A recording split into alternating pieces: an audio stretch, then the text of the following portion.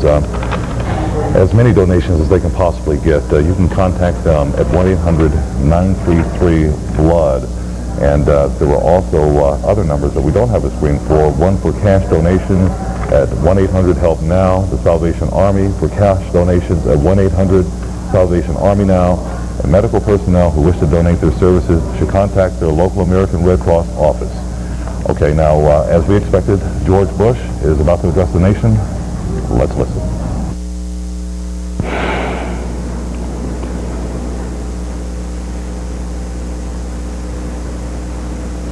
Good evening. Today, our way of life, our very freedom came under attack. A series of deliberate and deadly terrorist acts.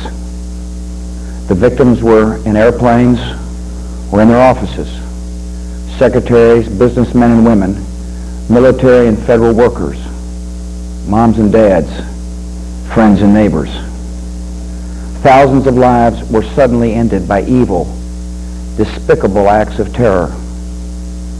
The pictures of airplanes flying into buildings, fires burning, huge structures collapsing, have filled us with disbelief, terrible sadness, and a quiet, unyielding anger.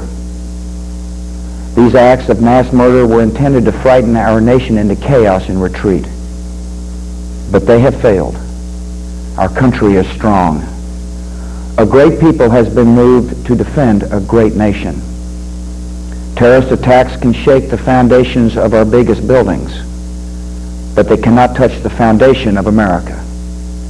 These acts shattered steel, but they cannot dent the steel of American resolve. America was targeted for attack because we're the brightest beacon for freedom and opportunity in the world, and no one will keep that light from shining. Today our nation saw evil, the very worst of human nature, and we responded with the best of America, with the daring of our rescue workers, with the caring for strangers and neighbors who came to give blood and help in any way they could.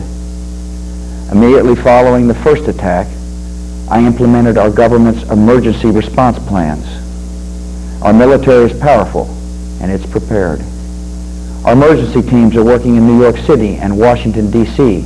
to help with local rescue efforts. Our first priority is to get help to those who have been injured and to take every precaution to protect our citizens at home and around the world from further attacks. The functions of our government continue without interruption. Federal agencies in Washington, which had to be evacuated today, are reopening for essential personnel tonight and will be open for business tomorrow. Our financial institutions remain strong, and the American economy will be open for business as well. The search is underway for those who are behind these evil acts. I've directed the full resources of our intelligence and law enforcement communities to find those responsible and to bring them to justice. We will make no distinction between the terrorists who committed these acts and those who harbor them. I appreciate so very much the members of Congress who have joined me in strongly condemning these attacks. And on behalf of the American people, I thank the many world leaders who have called to offer their condolences and assistance. America and our friends and allies join with all those who want peace and security in the world, and we stand together to win the war against terrorism. Tonight I ask for your prayers for all those who grieve, for the children whose worlds have been shattered, for all whose sense of safety and security has been threatened.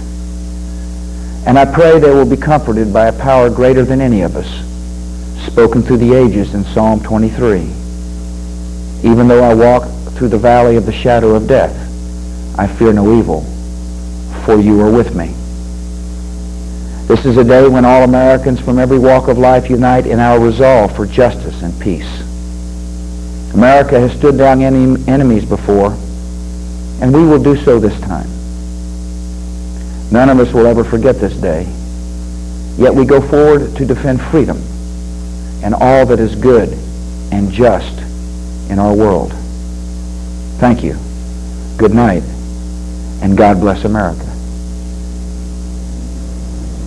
President George W. Bush, in his second address to the nation, and certainly the most grave speech that he has made in his very young presidency, is he talked tonight about the terrorists attempting to shatter steel in buildings but not being successful in shattering the steel of resolve in this country, saying the bright light of freedom will continue to burn.